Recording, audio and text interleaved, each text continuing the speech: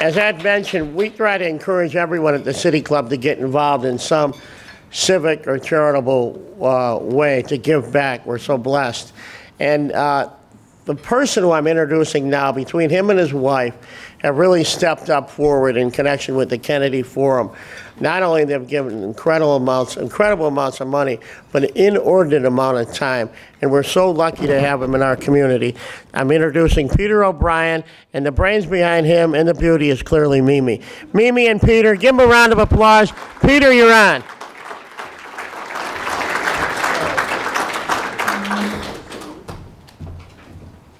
Good morning, everyone, and thank you, Jay. Jay and your board at the City Club have done so much for the city of Chicago in bringing these issues to the forefront. So thank you for this forum.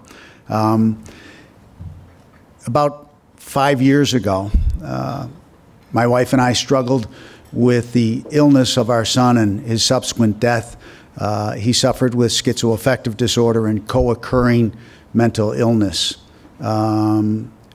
Co-occurring alcoholism. The illness that was undiagnosed along with that was stigma. And that truly was the illness that stopped Peter from getting the care that could manage the schizoaffective disorder and the substance use disorder, alcoholism, that he suffered. And we lost Peter to a 12-year struggle after some 25 hospitalizations. But the stigma just kept him from getting the help that he needed that is out there. Shortly after his passing, I came home because O'Brien's restaurant is near our house in Old Town, and I just came home in the middle of the day, and my wife Mimi was watching Katie Couric on TV, and she was interviewing this congressman who was talking about his substance use disorder and his struggle with mental illness. I knew then that I had to do something, that it was, if we couldn't help Peter, there's so many others out there that suffer from this illness, and that the stigma keeps them from getting the care that's already out there. So one of the first things that I did after conferring with my daughters who are here today, Caitlin O'Brien and Megan O'Brien, and my wife, I called my friend Jay Doherty and I said, Jay, I got to do something about it. And he said, well, you know what to do. So the next call I made was to Chris Kennedy. And I said, Chris, you've got this relative in another state. I forget what state it is, but I think we can do more here in the state of Illinois. Get me his number. Let me talk to him. So Chris Kennedy is the reason why we were able to form the Kennedy Forum of Illinois here. And I then called Patrick Kennedy, and we met, and I told him that I could get a group of individuals together here in Illinois that I think that we can make a difference. And while Boston is a great city, Chicago would be a great convening for the Kennedy Forum. And so my next call was to Ann Burke, Supreme Court Justice Ann Burke, along with Dr. Lori Jones, along with Mark Ishug. So please, the Leadership Council, the Board of Directors, and the Advisory Board that are here today, please stand up and accept the applause for all of the efforts and tireless work that you have done to bring this issue to the forefront. As I said, I watched a certain congressman on TV that morning and ended up calling his cousin and calling him.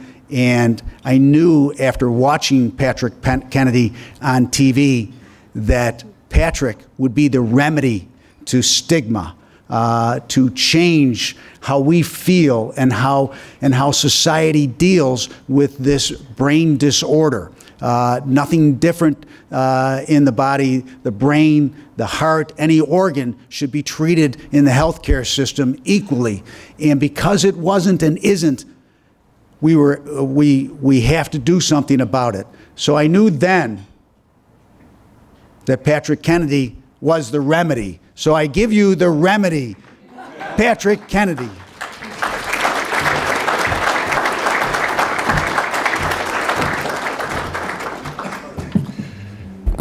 Kennedy is the remedy. Don't forget, March 20th. Kennedy is the remedy. Okay, I try not to get into it too much. In any event, God is good. All the time. God is good. You can't help but feel like there's some great spirit when Jay Doherty, Ann Burke, everybody here is talking about celebrating the place where Special Olympics got its start. Soldiers Field, Chicago. That is God working on earth, because that sport of inclusion and breaking down of stigma and shame and isolation, what it's meant for millions of families around the world who were able to come out of the shadows and no longer feel like they had to keep it a secret in their family that one of their relatives suffered from an intellectual and developmental disability, and to not only turn that around, but to make it something where they celebrated the challenges that their loved one faced on a daily basis, and then awarded them medals for all that they did to try to overcome those challenges. All of that started here in Chicago 50 years ago. And let's give another round of applause to Ann Burke and all those that were part of that. And I want to say I'm honored to be here. And Peter O'Brien, this really should be called the O'Brien Forum, Illinois. He's good enough to give attribution to the Kennedy name. And when you think about where we need to go with mental health, I called it the Kennedy Forum because John F. Kennedy has been the single most important president when it comes to articulating what this country's response should be to the public health challenges that are unaddressed within the mental health and addiction world. 50 years ago, he said when he signed the Community Mental Health Act, people with intellectual and developmental disabilities, people with mental illnesses, as he said, need no longer be alien to our affections or beyond the help of our communities. And my friends, you cannot come up with a better statement of mission for this country than what he articulated over 50 years ago in terms of the challenge to deinstitutionalize people from what were then the asylums. But as we know today, those new asylums are our jails and prisons. And so you could easily take John F. Kennedy's statement on the signing of the Community Mental Health Act and apply it to what is the remedy, Peter O'Brien, for today when it comes to the challenges of addressing the public health crisis we're facing as a nation. It is community mental health. John F. Kennedy didn't say, beyond the help of our psychiatric hospitals, although they're very important, and Lord knows we need to end the IMD exclusion.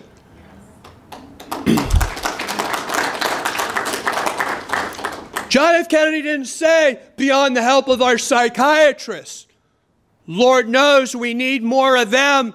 It's impossible for anybody to get any appointment with a psychiatrist. There's too few of them.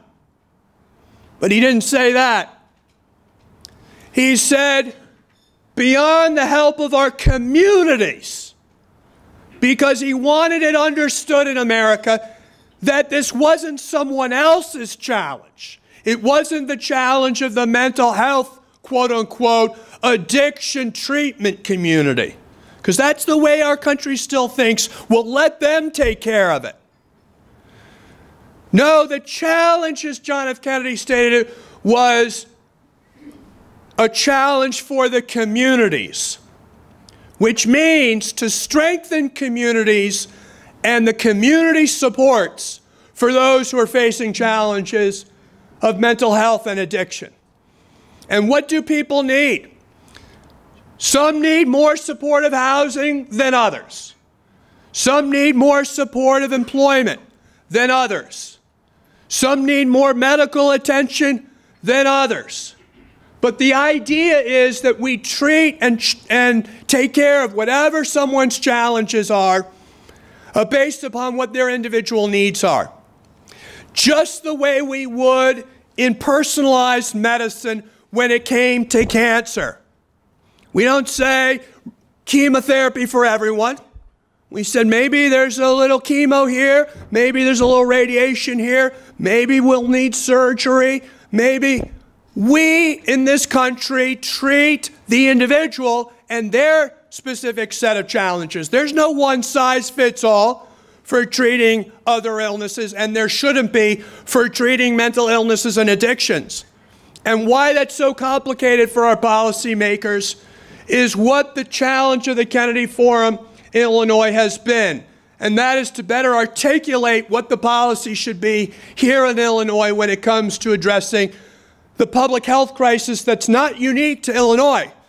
But certainly Illinois knows, like every other place, the challenges of the overdoses that are affecting this state and the challenges of untreated mental illness that are affecting this state.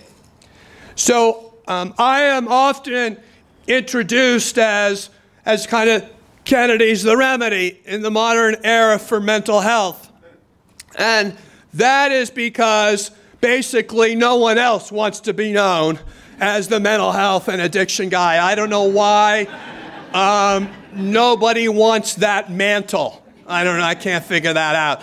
All I know is that when I got to the Congress, as the youngest member of the Congress from the smallest state in the country and in the minority party, which basically put me at the lowest possible rung on the ladder of seniority, in spite of that, I got to put my name first on a bill called the Mental Health Parity Act. And we added and Addiction Equity Act as the process moved forward.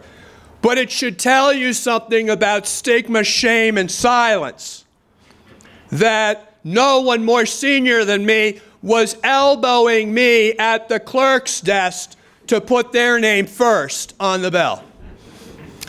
Maybe they just didn't want to have their name associated with and the sponsor of mental health and addiction.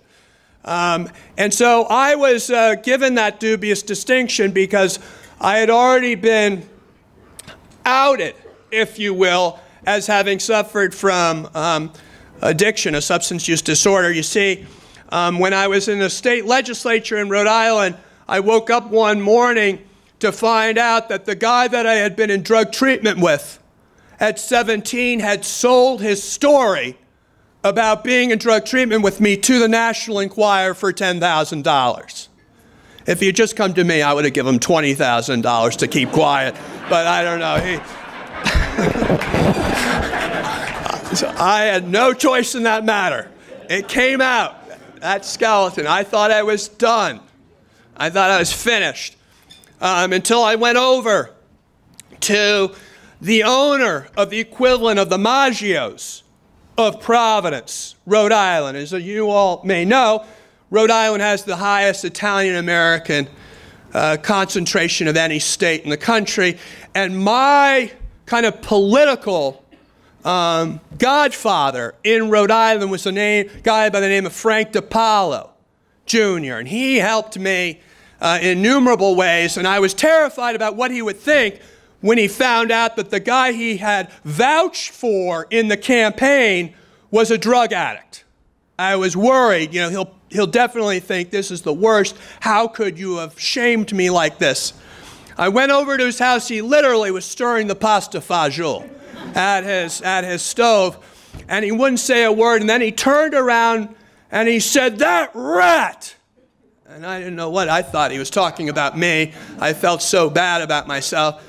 And then he said something I'll never forget. He looked at me, he said, "Buddy, you want me to do something about this?" And I said, "No, I'm already a drug addict. I don't want to be a co-conspirator for murder. No, thank you very much." But I ended up winning that next election because he made it seem to folks that you could either vote for our boy Patrick or vote for the guy that's supportive of the rat. And of course, that didn't go over very well. In any event, I was fortunate to fight this fight. The parity law says that whether you're inpatient in-network, outpatient in-network, inpatient out-of-network, outpatient out-of-network, or you need pharmacy or emergency room benefits, you must receive them with no pre-authorization, with no concurrent review, with no fail first, in the same way that you would receive treatment for cancer, diabetes, cardiovascular disease, or any other physical health condition. And if there are greater obstacles, higher copays, higher deductibles, higher premiums, lower lifetime caps, if there's all kinds of medical management practices that are put in place to obstruct you or your family's ability to access treatment for addiction or mental illness in a way that would not be the case if it were some other physical illness, then you are in violation of what is known as a federal statute, no different than the civil rights statutes that say that separate and unequal are unequal. And this is the case in mental health. Separate standard of care, separate treatment, separate access to these services is illegal in this country. And yet, here in Illinois, it continues to go on. The Kennedy Forum Illinois published a very good paper. I encourage you all to go on the Kennedy Forum Illinois website. You'll see how often it is that insurance companies here in this state deny access to care for mental health and addiction. And all we're saying is, show us how you make your medical management decisions.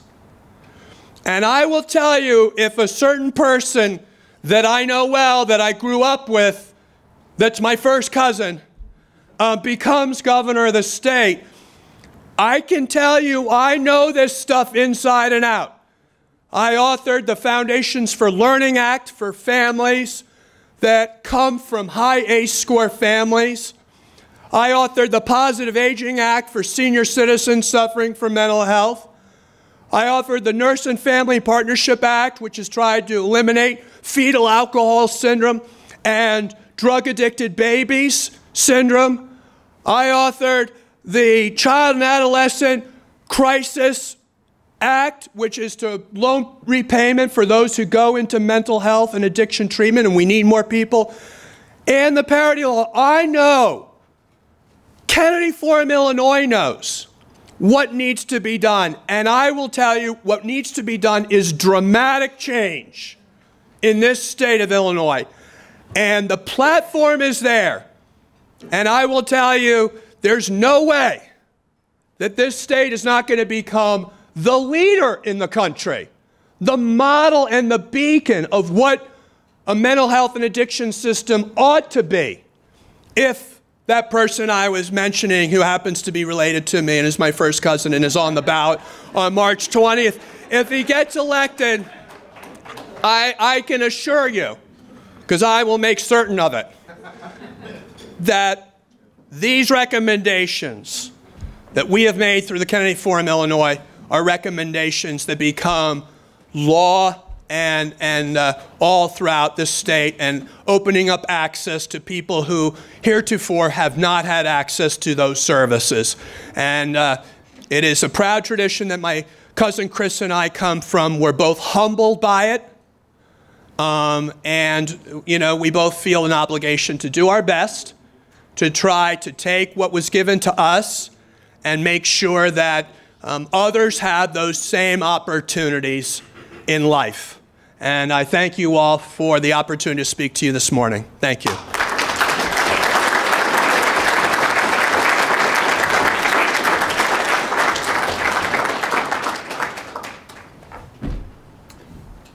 Thank you very much, Patrick. Thank you very much.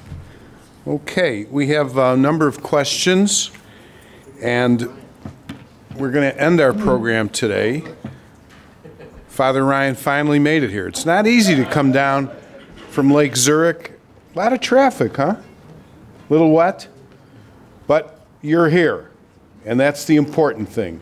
You're really here. We're glad to see you. So if anyone has any questions that you would like to have Patrick Kennedy address, just hold them up. Oh, and we'll try to answer as many of these as possible. Okay, let's get started. This is from someone named the Picking Me Foundation. You know, usually we don't answer questions unless someone puts their name on here, but we'll break this time. At what point in your life did you realize you could take the challenges you faced and use your experience to help others?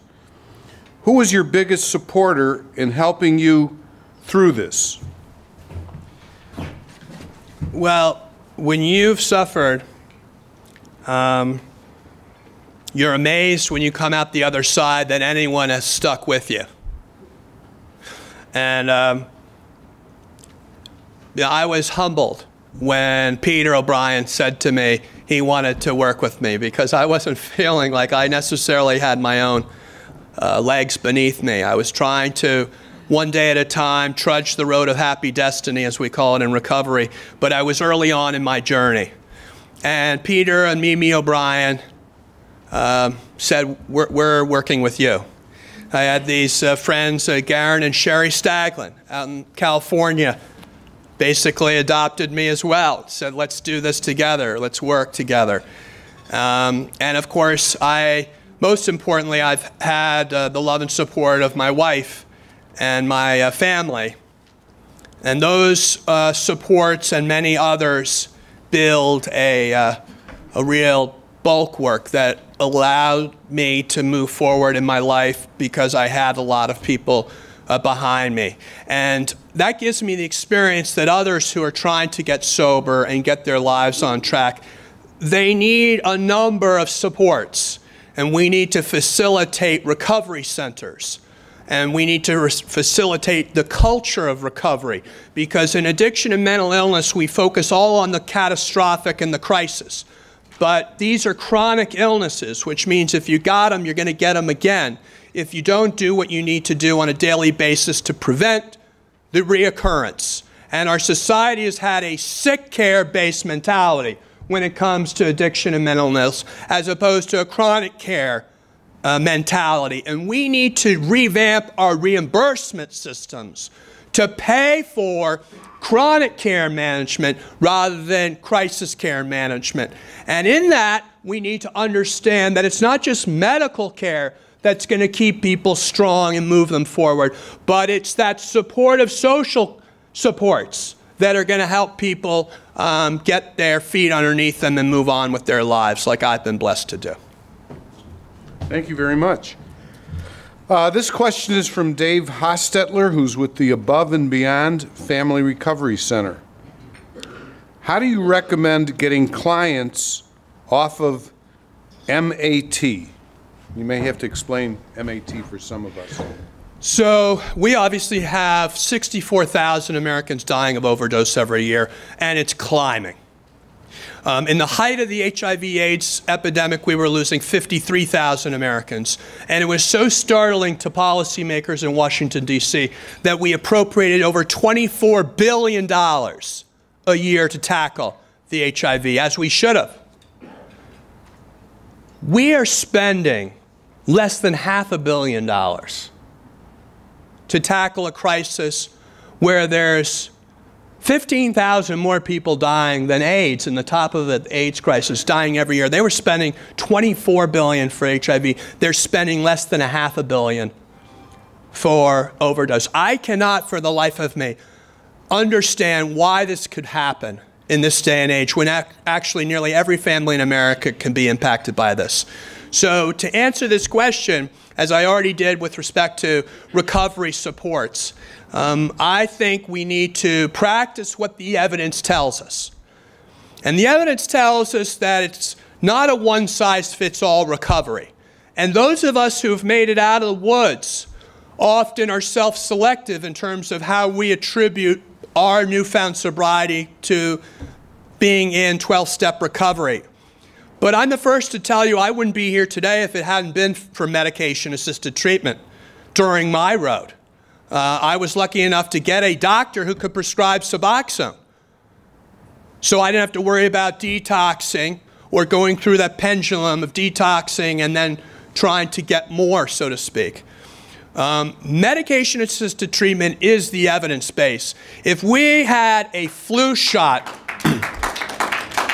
you all know about the flu epidemic. Well, what did we do? We all made sure we got our flu shots. We have the equivalent of a flu shot. FDA is just about to approve it. They've already approved another one. The bottom line is you give this shot, lasts however long the doctor wants. You can give various doses, weeks, months, and it will actually prevent someone from overdosing because the medication blocks as an antagonist to the opioids. Now, why wouldn't we want to give that shot to every single person who's an addict in this country? Because of regulatory barriers.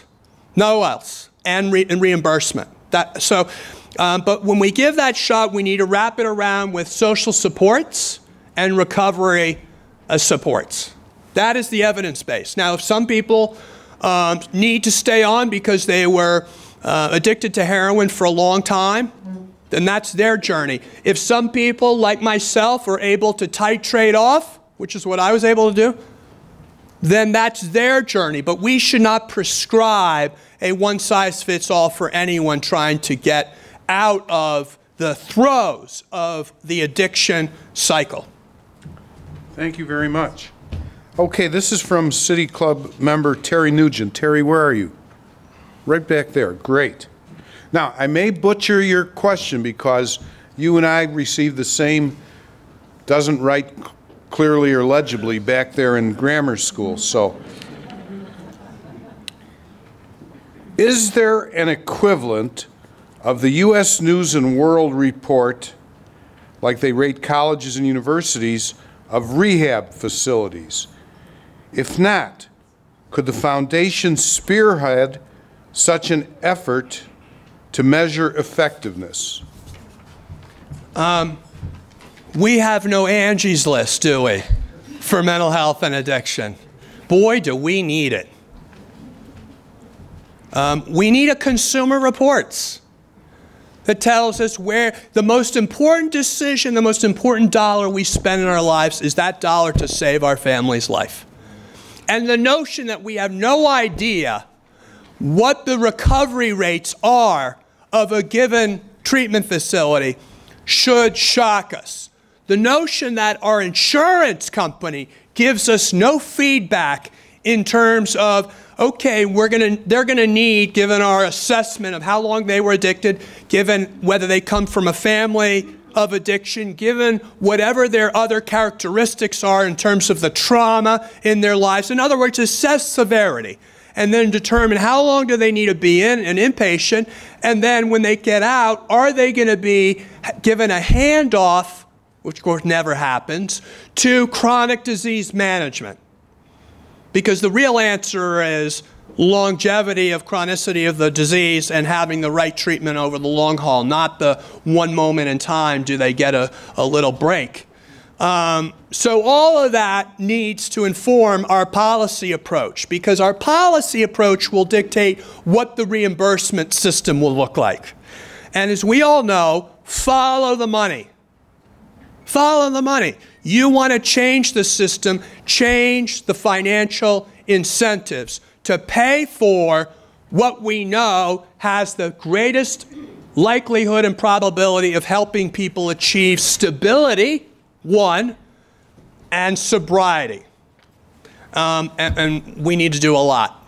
The current mechanisms, CARF and CQA and Joint Commission really don't do a decent job. There's a group called Treatment Research Institute in Philadelphia. You can Google them. They do a pretty good job.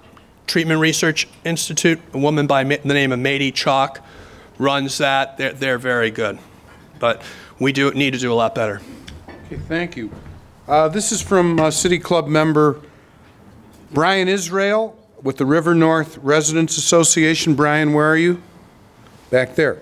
Why is it so difficult for progressives to craft a concise and compelling message that would inspire voters and begin to rebuild the ranks of Democratic, capital D, office holders that have been decimated in recent years? This is not going to be, I mean, I think that the way I look at this crisis of mental health, you could really look at it in terms of any other crisis in this country, which all stems from pointing the finger at the other, fearing the other, dismissing the other, denigrating the other, attacking the other, and denying the other. It's a survival of the fittest, and we're all going to be losers. So our message should be, we're all in it together. It's the story of our country. It means that all of us are going to thrive if we have collective security. You know, you might get moments of insight. When you have an addiction or mental illness, what you lose is the ability to see your current situation and now analyze it soberly, literally and figuratively, and understand how sick you are. And, of course, no one else will tell you because it's all about denial. But we as a nation are in denial. We're in denial about the effects of denying the impact of global warming, denying the impact of the way we attack people simply because of the way they look, denying people because they have a disease that we don't like or approve. So the real, I think, answer is a spiritual solution. And I'm not here to promote a religious solution, but I'm here to say that, you know, Chris's father was as much a spiritual leader as he was a political leader. When he challenged this country over 50 years ago during his campaign for president, he was really speaking to a divided nation, much like the nation we're living in today. And his rhetoric was one, like Dr. King, of bringing together the beloved community, that we cannot be free unless all of us are free, that injustice anywhere is a threat to justice everywhere, that we are all caught in the same inescapable web of mutuality, tied in the single garment of destiny. What affects one directly affects all indirectly, Dr. King. And that idea needs to be the supporting principle behind all political decisions. And if you get that principle right, if you get the values right, your political platform will write itself. And I think as Democrats, we need to be less about trying to check the box on all of these political issues so that we can get this group and speak to the fundamental issue, which is a moral issue. And that is whether we're going to treat one another as we ourselves want to be treated.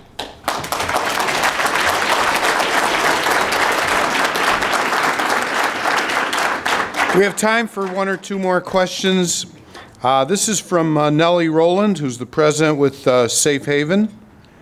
NIH does not include the behavioral health care continuum of care, which is community-based, only medical and traditional expansive hospital care approach. How do we compare evidence-based if we don't include continuum? These are good questions. Well, I think from my answers before, basically what I've said today, I've absolutely agreed in every aspect with that position. So the idea of the new frontier today is an idea where we take all of what we know, which we can really begin to understand better than ever before, and bring science to social science. Because you can have rigor in social science. You can have rigor and new biomarkers that aren't your blood biomarkers, but are you able to tell from how much you're using your phone, how much you're not moving around because your phone can get your geo access, how much your voice modulates, how much you're sleeping. By the way, you can begin to monitor all of these and actually track with greater proficiency how you're actually doing than you've ever been able to track someone's mental health by going to a therapist once a week. And so we need to revamp how we think about health care and mental health care specifically and look to these things. But technology is not reimbursed by insurance companies. For example, you could do therapy on your phone through Skyping, essentially. That's not reimbursed. All of these things need to be re-examined, and I agree, a lot of these social determinants are so crucial to someone's success in recovery. Well, thank you. One last quick question, Congressman Patrick. How far will that Rhode Island basketball team go in the NCAA tournament this year? All I know is I started at Georgetown, and then I basically failed out and transferred to Providence College. So I went from the Hoyas to the Friars. And Rick Pitino was the coach that year. And of course, Providence College went to the Final Four that year. And I will never forget that what a difference having a college basketball team doing well meant to the college and to the community. And even though I had really no roots in Rhode Island, the fact that I was a Friar by dint of having graduated from Providence College was my single greatest asset when I ran for office. And by the way, there was another Friar I had on my side, and that was Billy Daly Jr. And if you can believe it, the way you can't make any of this stuff up. Billy Daly Jr. was my co-chair of my campaign for Congress in 1994. And of course, his dad is working on that other person's campaign that is going to be running in the March 20th election. But, and Chicago, they've always been close turnouts. So we hope you all make sure you turn out. And I thank you all for the honor of having a chance to speak to you today. And I really want to thank all of you for all that you've done for the cause of mental health and addiction. And I hope that you join us at Kennedy Forum, Illinois, and sign up and join Peter and Mimi O'Brien in this crusade. There's nothing more profound than them taking their loss of PJ, who was my paternal great-grandfather's name, who came from Ireland. You know, again, you can't make this up.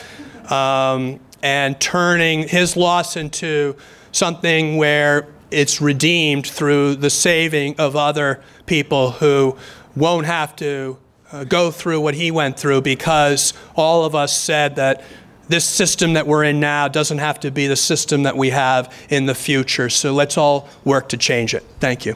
Okay. Please don't leave us. Let's give him a big round of applause.